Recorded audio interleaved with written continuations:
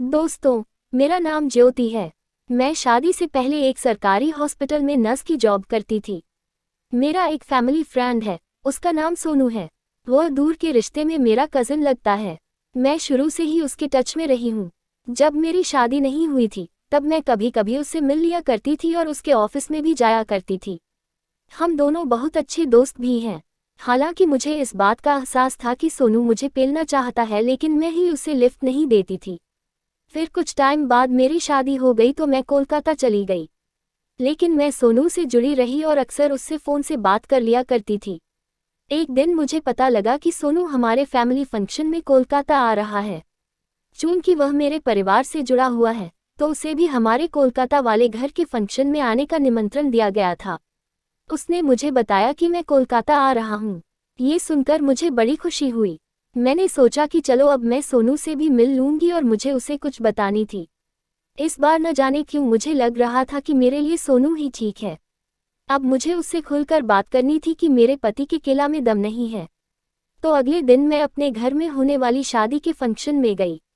इत्तेफाक से उस शादी में मेरा पति मेरे साथ नहीं गया था। शायद उसे अपने दोस्तों के साथ दारू पीने जाना था।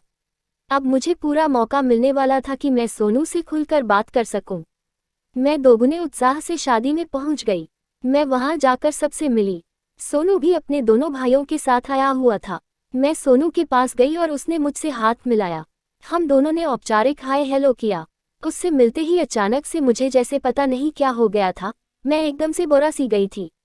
मैं सोनू के साथ में बैठ गई और हम दोनों बातें करने लगे थे। फिर उसने कहा कि चलो कुछ खाते हैं।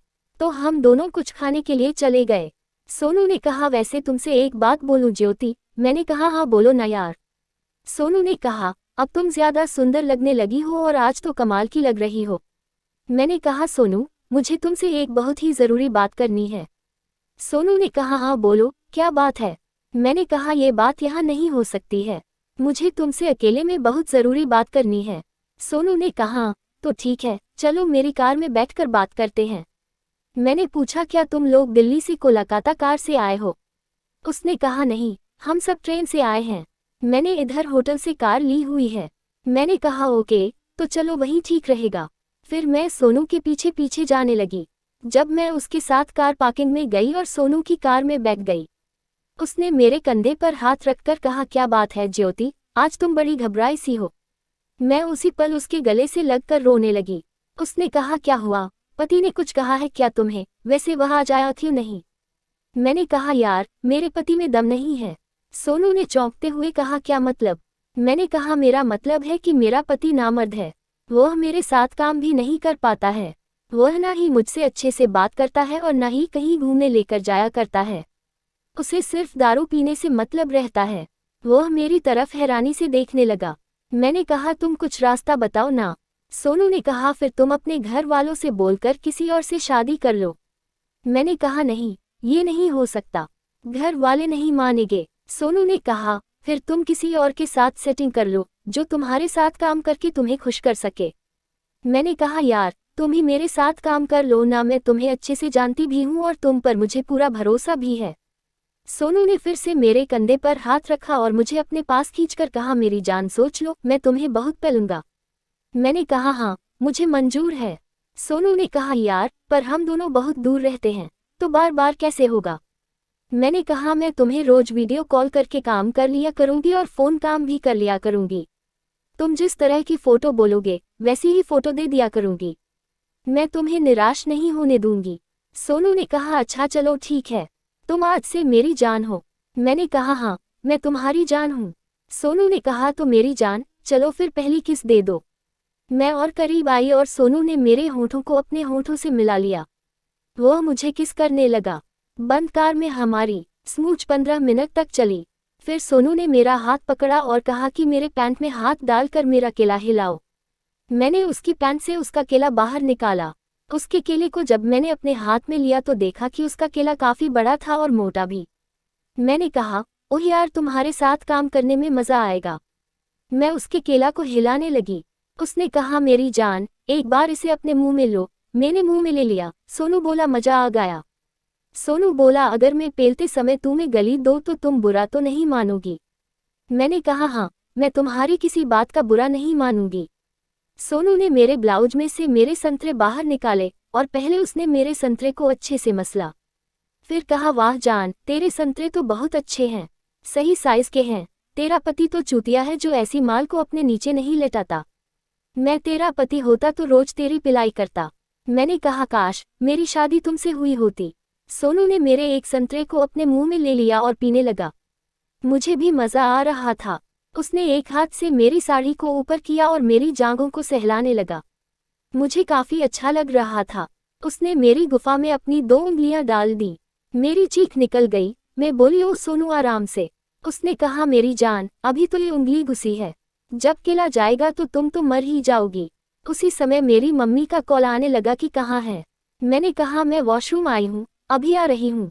मैंने सोनू से कहा, यार मम्मी का फोन आ रहा है, अब चले क्या? उसने कहा, हाँ चलो चलते हैं, इधर पूरी पिलाई भी नहीं हो सकती है। तब उसने एक बार मुझे अपनी गोद में बैठाकर मेरी चुम्मी ली और हम दोनों कार से बाहर आ गए। उधर से हम दोनों अलग अलग दरवाजे से अंदर जाकर शादी में शामिल हो गए।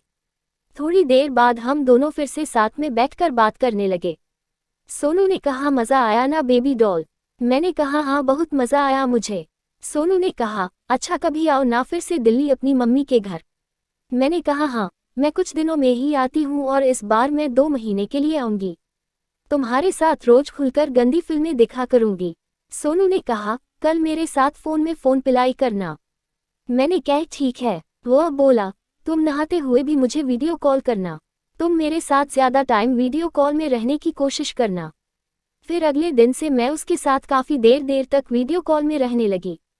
जब मैं अकेली रूम में होती थी तो रूम बंद करके मैं अपने सारे कपड़े उतार कर वीडियो कॉल में सोनू से बात किया करती थी। कुछ दिनों बाद मेरा दिल्ली जाने का प्लान बन गया। मैं हवाई जहाज से दिल्ली आई तो मुझे लेने मेरा सोनू आया था। उसके साथ और कोई नहीं था। उसने मुझसे कहा, चलो आज एक छोटा सा सेलिब्रेशन कर लेते हैं। मैंने कहा, घर पर क्या कहूँगी कि कहाँ रह गई? वो बोला, वो सब मैं मैनेज करके आया हूँ। उसने अपनी जेब से एक इनविटेशन कार्ड दिखाया कि मैं तुम्हारे घर पर कहकर आया हूँ कि हम दोनों सीधे इस फंक्शन में जाएंगे और उधर से सुबह ही घर आएंगे। मैं कुछ नहीं बोली। मेरे मन में इतनी ज़्यादा खुशी थी कि मैं क्या कहूँ। वह मुझे अपने एक दोस्त के खाली फ्लैट में ले गया। उधर जाते ही वह मेरे से बोला, जान मैं बाहर बालकनी में बैठा हूँ, तुम अंदर चली जाओ और उधर तुम्हारे लिए एक सरप्राइज है। मैं ये सुनकर कमरे में गई। उधर सुहागरात जैसी सजावट थी। कमरा महक रहा था। बिस्तर पर लाल लहंगा चुनरिया का सेट रखा था। कुछ आभूषण और मेकअप का सामान भी रखा था। उसी के साथ एक पत्र भी रखा था कि आज हमारी सुहागरात है। मैं बहुत खुश हुई और जल्दी से बाथरूम में जाकर नहाने लगी। मैंने नीचे के बाल तो पहले ही साफ कर लिए थे। आधे घंटे में पूरी दुल्हन बनकर सुहाग सेज पर बैठ गई थी। मैंने अपने फ़ोन से सोनू को वीडियो कॉल किया और उसे अपना दुल्हन का स्वरूप दिखाया। वह खुश हो गया और जल्दी से कमरे में आ गया। उसने भी शेरवानी पहन ली थी और वह दूल्हा बना हुआ था। कमरे के अंदर आकर उसने मेरे पास बैठकर मेरे हाथ को अपने हाथ में लिया और मेरी अनामिका में फंसी हुई मेरी अंगूठी को उतारकर एक नई चमचमाती हुई सोने की अंगूठी पहना दी। फिर मेरे घूंघट को उठाकर उसने मेरे होंठों से अपने होंठ मिला दिए। हम दोनों चुंबन में लिप्त हो गए और धीरे धीरे हम दोनों के वस्त्र उतरते चले गए। उसने मेरा सारे कपड़े उतार दिए और मेरी गुफा में जिप डाल दी। आह कितना गर्म एहसास था। वो आज तक मेरे पति ने मुझे ये सुख कभी दिया ही नहीं था।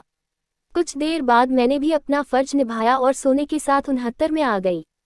उसका किला आज कुछ ज्यादा ही कड़क लग रहा था। फिर सोनू ने सीधे होकर मेरी गुफा पर अपना किला सेट कर दिया और मेरी आंखों में झांकते हुए उसने मेरी गुफा में अपना किला पेलना चालू कर दिया। उसका किला बहुत मोटा था। मुझे दर्द हुआ पर मैंने सहन कर लिया। उसके बाद से सोनू ने मुझे अनगिनत बार पेला।